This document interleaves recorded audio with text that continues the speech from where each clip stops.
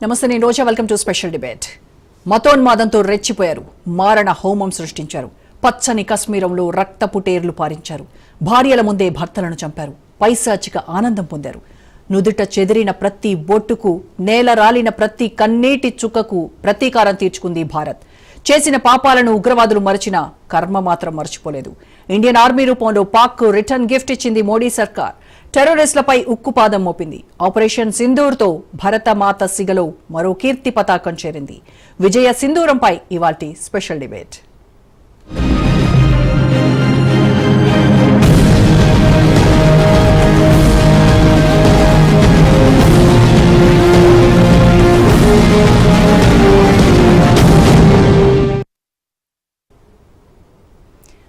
దెబ్బకు దెబ్బ, చర్యకు ప్రతిచర్య.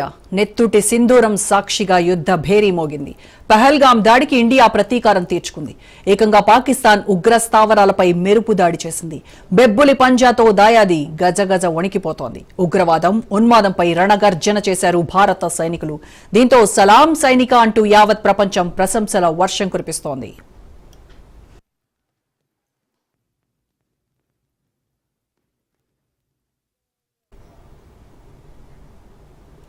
కలికాలమైన, రాతియుగమైన, ఆధునిక కాలమైన దుష్ట శిక్షణ, శిష్ట రక్షణ తథ్యం. రూపం మారొచ్చు, పాత్ర మారొచ్చు, కుట్రదారులు మారొచ్చు, సూత్రధారులు మారొచ్చు. కానీ అంతిమంగా గెలిచేది ధర్మమే. అంతిమంగా నిలిచేది న్యాయమే. దుష్ట శక్తులు రాజ్యమేలుతున్నప్పుడు, అధర్మం అరాచకం చేస్తున్నప్పుడు ఏదో ఒక శక్తి ఉద్భవించడం ఖాయం. పహల్గాం పాపమే పాకిస్తాన్ కు శాపమైంది. ఆడబిడ్డల ఉసురు పోసుకున్న ఉగ్రమూకల భరతం పట్టింది భారత సైన్యం. మతం అడిగి మారణకాండ సృష్టించిన ముష్కరులను మట్టుబెట్టింది. పహల్గాంలో మహిళల సింధూరాన్ని చెరిపేసినోళ్ల కోసం ఉగ్ర వేట మొదలుపెట్టింది.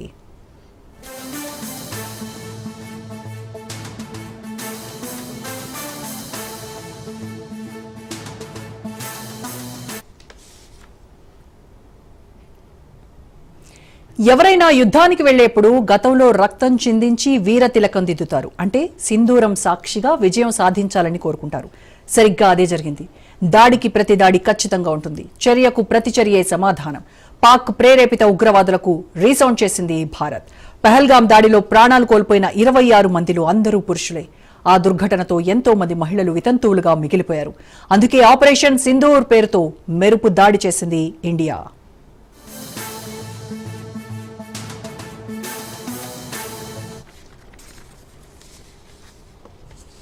నీ భర్తను చంపాం, మీ ప్రధానికి చెప్పుకో అంటూ తీవ్రవాదులు చేసిన మాటలకు దీటుగానే సమాధానమిచ్చింది మోడీ ప్రభుత్వం. చరిత్రలో గుర్తుండిపోయేలా యాక్షన్ చేపట్టింది. వందలాది మంది ముష్కరులను మన సైన్యం లేపేసింది. భారతీయులపై చేసిన దాడికి ప్రతిగా ప్రధాని మోడీ 100 మందిని చంపాడని, మీ షబాజ్ షరీఫ్ కి చెప్పుకోండ్రా అంటూ గర్జిస్తోంది భారతావని.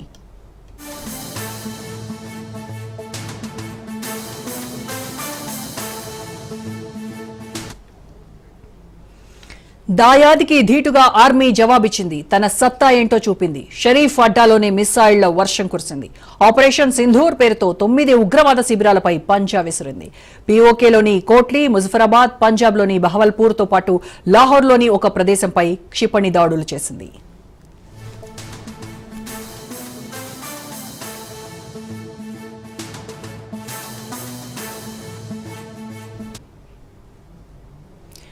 ఆపరేషన్ సింధూర్ పేరుతో ఉగ్ర స్థావరాలపై భారత సైన్యం మెరుపు దాడులు చేసింది. దీనిపై సినీ, రాజకీయ, క్రీడా, వ్యాపార ప్రముఖులు హర్షం వ్యక్తం చేశారు.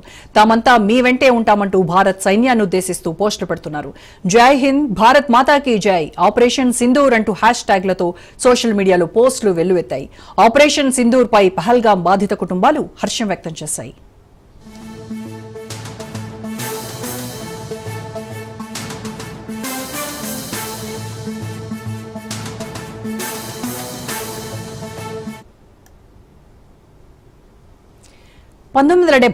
తర్వాత తొలిసారి పాకిస్తాన్ భూభాగంలో భారత్ దాడులు జరిపింది.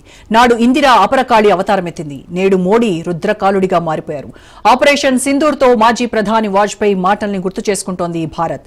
కార్గిల్ యుద్ధ సమయంలో అమెరికా, చైనాలు మనల్ని బెదిరించాయి, అణుయుద్ధం తప్పదంటూ హెచ్చరించాయి. కానీ అప్పట్లో అటల్ అదరలేదు, బెదరలేదు.